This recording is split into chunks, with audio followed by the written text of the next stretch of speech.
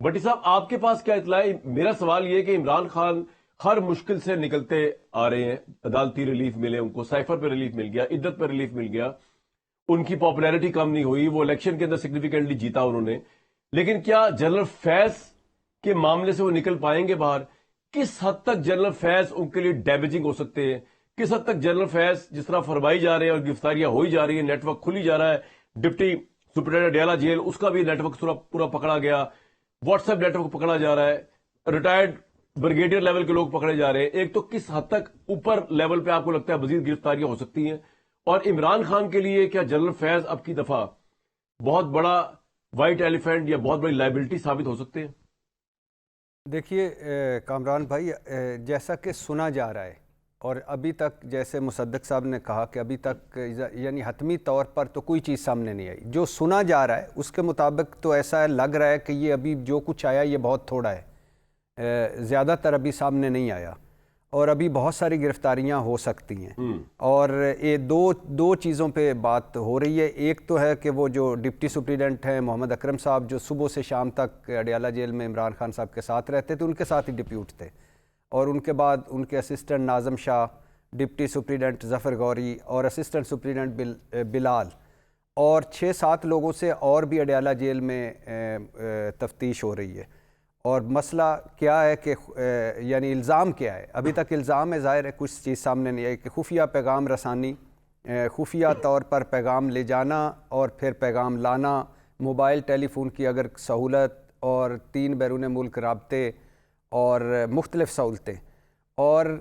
سنا جا رہا ہے کہ دیکھا جا رہا ہے کہ اس جو اڈیالہ جیل والا نیٹ ورک ہے، اس نیٹ ورک کی جنرل فیض حمید کے نیٹ ورک کے ساتھ کوئی لنک تھا یا نہیں۔ دوسری طرف جنرل فیض حمید ہیں اور ان میں آپ نے بتا دیا ہے بریگیڈیئر غفار، بریگیڈیئر نعیم اور کرنل عاصم، اور ابھی 8 لوگ اور ہیں سنا جا رہا ہے کہ جن سے تحقیق ہو رہی ہے۔ اس میں اب ٹاپ سٹی تو سب کے سامنے ہے، 9 مئی میں ان کا کیا کردار ہے، پی ٹی آئی کی سہولت کاری ہوتی تھی یا نہیں ہوتی تھی، ملکی مفاد یا ملکی سلامتی کے خلاف کوئی کام ہوا یا نہیں ہوا، دباؤ بڑھا کر فوج میں بغاوت کی کوشش کی گئی یا نہیں کی گئی، حساس جو معلومات ہیں جو آرمی امینڈمنٹ میں، آرمی ایکٹ میں اب جو ترامیم لاسٹ ایئر ہوئی تھیں، اس میں تھا کہ 5 سال کے بعد کوئی حساس عہدے پہ رہنے والا شخص سیاست میں حصہ لے سکتا ہے، تو بحیثیت کور کمانڈر ان کا سیاسی کردار اور ریٹائرمنٹ کے فوراً بعد سیاسی کردار۔ اب اس میں آپ نے وہ بتا دیا، general Asim Munir army chief نہ بنے، اس حوالے سے جو کوششیں ہوئیں یا جو سپریم کورٹ وغیرہ، وہ تو موجودہ اسٹیبلشمنٹ نے اور جنرل عاصم نے ان کو میرا سوال کا جواب دے دینا، عمران خان کے لیے کتنا بڑا ٹربل کریٹ کر سکتے ہیں؟ جی اسی پہ آ رہا ہوں۔ اب ایشو یہ ہے کہ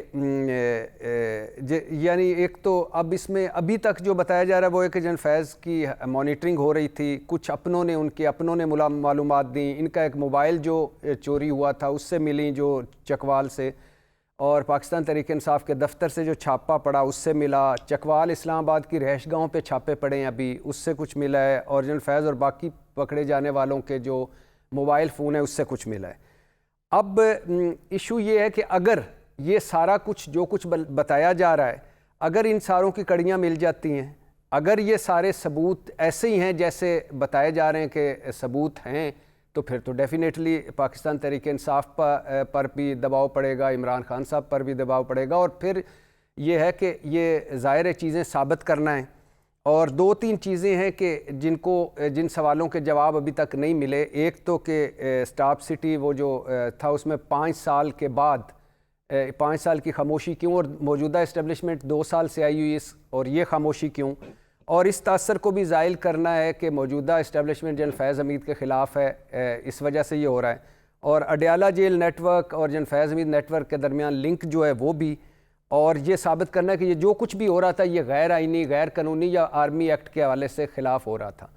تو اب یہ کچھ چیزیں ہیں جو سامنے آ رہی ہیں، اور کچھ ہیں کہ جو کہہ رہے ہیں کہ اگلے چند دنوں میں سامنے آئیں گی، لیکن یہ طے ہے کہ جنرل فیض حمید اور جو ان کے جو لوگ پکڑے گئے ہیں یا اور پکڑے جائیں گے، جو آرمی ایکٹ کے تحت ہے یا ادھر جو ہو رہا ہے اس میں سنا جا رہا ہے کہ ہیں ثبوت اور چیزیں ہیں، لیکن اب یہ آگے جب عدالتوں میں آئے گا کتنا اس میں ثبوت آئیں گے، کیا سامنے آئے گا، اور اگر ثبوت آ گئے تو پھر تو ڈیفینیٹلی یہ بہت بڑا ایک کرائسس ہوگا تحریک انصاف کے لیے اور عمران خان صاحب کے لیے. عمران خان صاحب نے تو پوائنٹ آ گیا آپ کا, کرائسس ہوگا عمران خان کے لیے بھی. جی جی بالکل ٹھیک. جی جی جی بالکل کمپلیٹ کر لیں. عمران خان نے آج کیا کیا؟ عمران خان صاحب نے تو آج بالکل وہ کہا ہے کہ جن فیض وہ جیسے آپ نے کہا کہ ہمارا اثاثہ تھے, مطلب کہ وہ طالبان اور افغان حکومت سے انگیج تھے, زلمے خلیل زاد کو میرے پاس لائے اور اگر میں موقع مل جاتا تو دہشت گردی ختم ہو جاتی,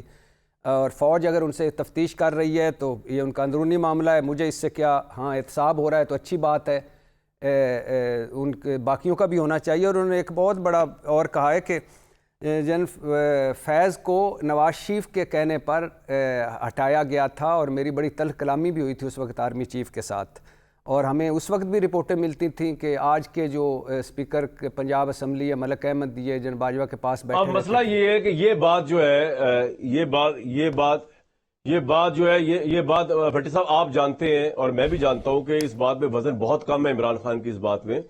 کہ یہ نواز شریف صاحب کے کہنے پہ ہٹایا گیا تھا, کیونکہ اس زمانے میں ہمارے سامنے کی ڈیولپمنٹ سے ساری کہ وہ جو ان کو ستاروں نے روشنی دکھائی تھی جس میں بتایا گیا تھا کہ اگر جنرل فیض کو دسمبر سے پہلے ہٹا دیا گیا تو اس کے بعد ان کی حکومت گر جائے گی. اس کی وجہ سے عمران خان کمٹ کر کے بھی کہ جنرل فیض نے کور کمانڈر بننا ہے اور یہاں پہ ڈی جی آئی سے نئے لگنے ندیم انجم, انہوں نے ان کو پلٹا مار لیا, اور جب ایس پی آر کی وہ پریس ریلیز آئی اس کے بعد موڈ بنا کے بیٹھ گئے. آپ جانتے ہیں, آپ بھی جانتے ہیں اور میں بھی جانتا ہوں. لیکن اور اس کے بعد ان کی تلخ کلامی جنرل باجوہ اس کا مطلب ہے ستارے ٹھیک کہہ رہے ہمارا تھے. معاملہ پہلے طے ہو چکا ہوا تھا سر.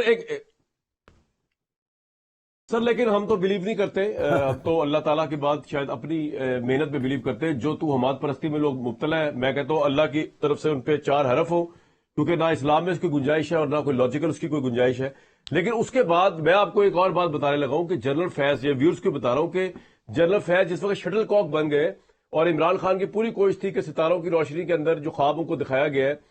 جنرل فیض کو نہ بھیجا جائے گرمیوں سے دسمبر سے پہلے اپنے پاس سے ڈی جی آئی سے, تو شٹل کاک جب بن گئے تو فوج اسٹیبلشمنٹ ناراض ہوگی کہ یہ کیا ہو رہا ہے کہ آپ نے کمٹ کر کے وڈرا کر دیا. ادھر سے جنرل فیض کی وہ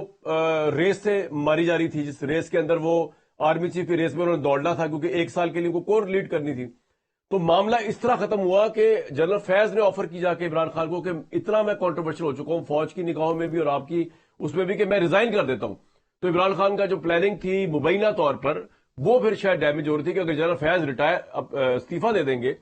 تو کس طرح وہ نیا الیکشن میں کوئی ان کی مدد کر سکتا ہے, وہ پرائم منسٹر بن سکتے ہیں. جو پلاننگ آ رہی تھی, جو پلان اصل تھا